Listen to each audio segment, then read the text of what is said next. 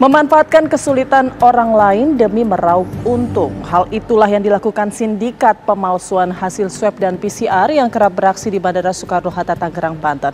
Mereka menawarkan para penumpang yang sedang antri melakukan swab tes untuk memakai jalan pintas dengan membeli hasil swab tes palsu.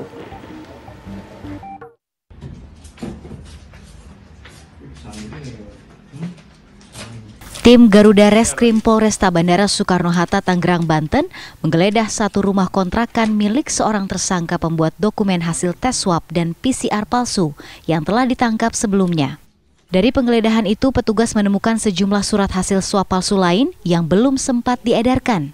Dari hasil penyelidikan, sebanyak 15 tersangka yang tergabung dalam sindikat pembuat dokumen hasil swab dan PCR palsu ini dapat diringkus. Dua tersangka yang berinisial DS dan U merupakan otak dari sindikat pemalsuan hasil swab PCR yang merupakan mantan relawan kantor kesehatan pelabuhan Bandara Soekarno-Hatta. Para tersangka yang beraksi di Bandara Soekarno-Hatta menjalankan aksinya dengan cara menjaring para calon penumpang di Bandara Suta yang sedang mengantri di fasilitas kesehatan. Mereka kemudian menawarkan hasil rapid test atau swab PCR tanpa perlu mengantri dan melakukan tes swab.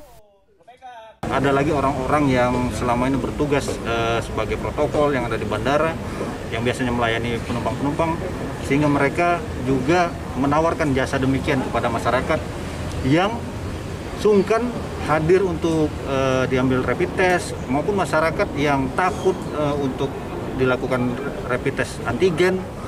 Padahal yang demikianlah, yang hubungan yang sebetulnya bukan saling menguntungkan, sama-sama saling merugikan, karena yang satu tidak diantigen berarti dia tidak tahu kesehatannya, tapi dia mau naik pesawat. Yang satu memanfaatkan situasi untuk mendapatkan materi.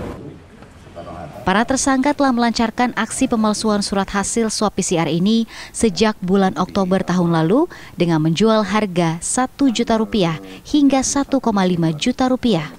Sementara menurut Kepala Kantor Kesehatan KKP Bandara Soekarno-Hatta, pemalsuan dokumen ini dilakukan karena para tersangka melihat celah yang mampu dimanfaatkan. Untuk itu, kedepannya pihaknya akan mengubah pola dengan cara tidak lagi mengeluarkan secara manual surat hasil swab PCR, namun akan dibuat dengan sistem digital. Karena tadi semuanya, karena yang proses yang pemalsuannya itu dari seluruh sektor, dari tempat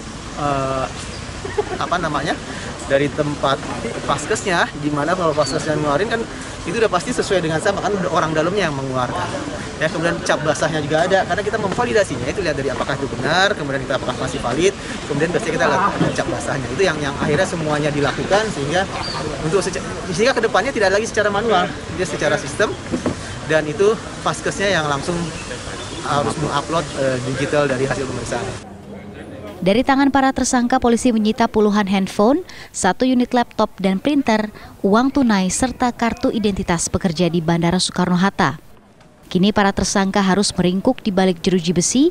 Mereka dijerat pasal 93, pasal 14 tentang wabah penyakit menular dan pasal 263, 268 tentang pemalsuan surat dengan ancaman hukuman 6 tahun penjara. Dari Tangerang, Banten, Rusdi Muslim, TV One mengabarkan.